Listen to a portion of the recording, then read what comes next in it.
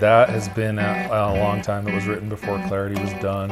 It did not fit in Clarity. I don't think we even thought about it. Actually, I wrote that one and sent it to Thom as a sounding board, but never really intended it to be a Sons of Nothing song. Just another sunny day.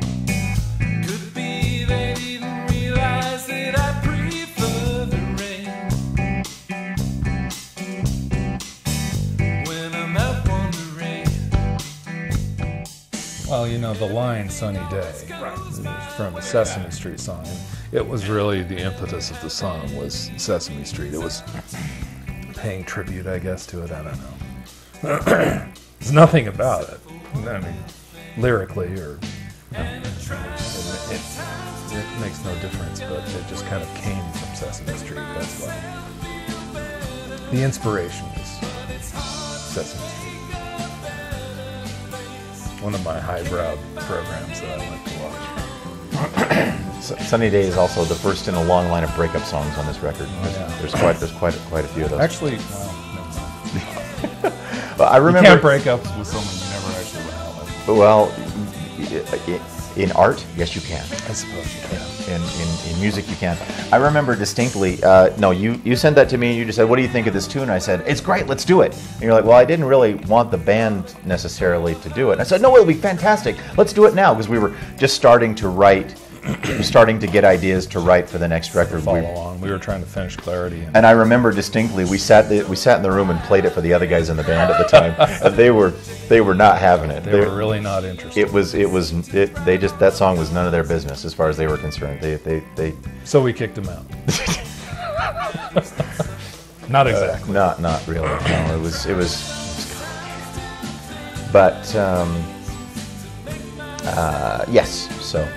Yeah, no, that was, again, another one of those songs where Matt demoed it out, this time with the full lyrics and vocals and everything. So it actually had lyrics. The backing vocals and everything, and it was really, really finished. I mean, the only thing I did was insist that we expand it by a minute so we could add that awesome Flanders saxophone solo in it.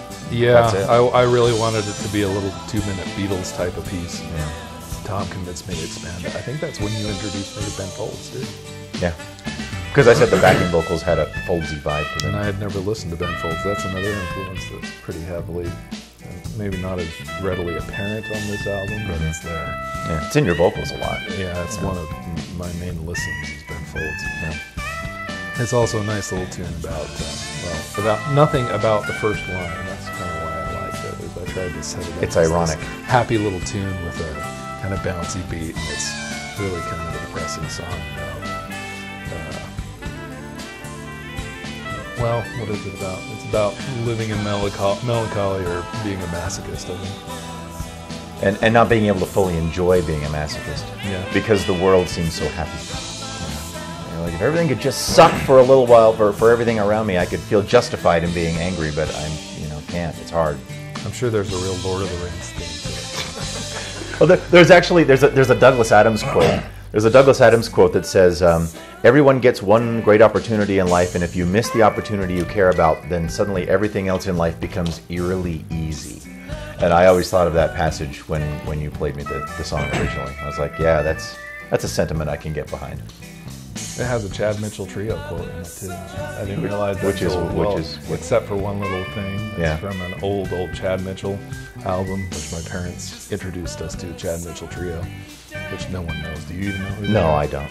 They were a political kind of band back in the 60s. They'd sing folk songs and political songs. It was mostly tongue-in-cheek. Mm-hmm. There's one song that talks about everything's fine except for one little thing. Mm-hmm. And I'm sure that's where it came from, just sitting in the back of my head. Yeah. Head Full of Smoke was actually the first song that I wrote with Tim Hollinger, who used to play guitar in the band. Back when we were first starting to write songs for Clarity, Head Full of Smoke was the first thing that came out. I thought it was around even before that. No. Wasn't it around for the EP? No. I thought we had performed it. No. I remember Tim and I had our first writing session It was before we still hadn't quite started writing all together as a unit, and you and I hadn't started writing together to the extent that we would later. It was still kind of like the onus was on Tim and I to put it together. And so we sat down the first day and came up with what became the verse and chorus of that song. And then I went away and wrote the refrain, the lyrics, and we were working on it for clarity, and it just never quite came together enough. It always sounded too much like a Foghat song. Yeah, we couldn't quite. It was entirely the approach of the song, the sound of the song, that we couldn't make it work. So it got left off of clarity, but I really wanted to bring it back for this one, and we started playing with some of the different feels. Like it's a little funkier. It has the horns in it now, and that great sort of synthesizer sequencer at the beginning, so a little bit of a dance vibe at the beginning before it goes into the horns. That all these different flavors It's not playful. combined into. Speaking of a song that is a happy, bouncy, up, everybody shake your booty song, and yet is probably the darkest thing I've ever written lyrically. It was at a time of nadir. You know, we don't often use the word love, but we ran a lot of breakups. Yes, we did.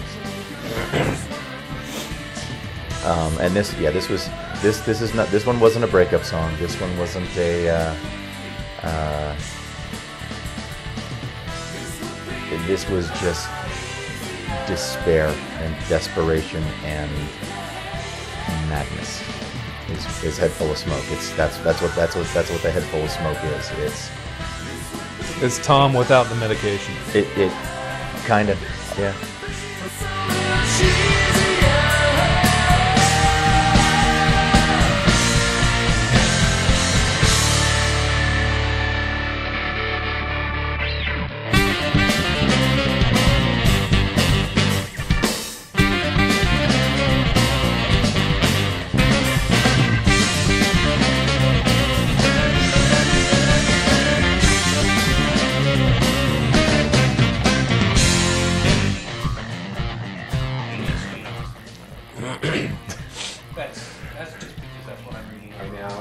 Wait, no. Are you being serious? Yeah. Tell me about it. I want to hear how it's Jane Austen.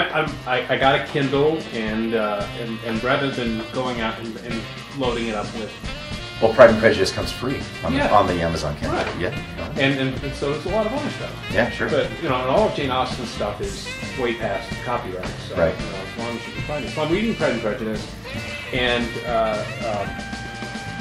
which is a great book. I'm thinking there's no way somebody writing a book like this, unless it's a tribute, it would ever be published. You take it to a publisher, no, it just isn't quick enough for today's reading. But have you read Pride and Prejudice and Zombies? No, I've seen it. Sense and Sensibility and Sea Monsters. Yeah. So the reason I bring that up is because of the line. It would be so much easier. Right. Which really personifies the relationship between Elizabeth and Mr. Darcy. Right. So. Okay. Yeah. Bring in my wife to translate that. That line was written about a couple of different people who I was having a real struggle with a lot of different relationships in my life when I wrote that, and at the time it was like, I'm trying to play the villain here, why don't you let me get away with it? And yeah, selfless, bold, and composed. Come on, baby, throw me right to the chin. Yeah, totally. And yeah, so that's where that line came from. And that's it's been a big struggle to get that one put together production wise. It's been a nightmare. That one's just how have I made your life difficult just through this song alone? Count the ways. Man, I hate that song. I don't mind it now, actually. Which just because you become zen with it, or because it actually pleases you in some way? Well, none of them please me anymore. I'm well past that stage. I can live with it. You need to, as you say, we're very close to. I was telling Matt just today. After last night, we had a conference call last night, a Skype. We spoke on the Skype last night, and sort of had our last sort of powwow about what are the final little tweaks we have to do to the mixes, what are the final concerns, because we're right down to the wire here. We'll be very happy if the record is done in time to sell it at this premiere gig we're doing. And after that conversation, I let it go.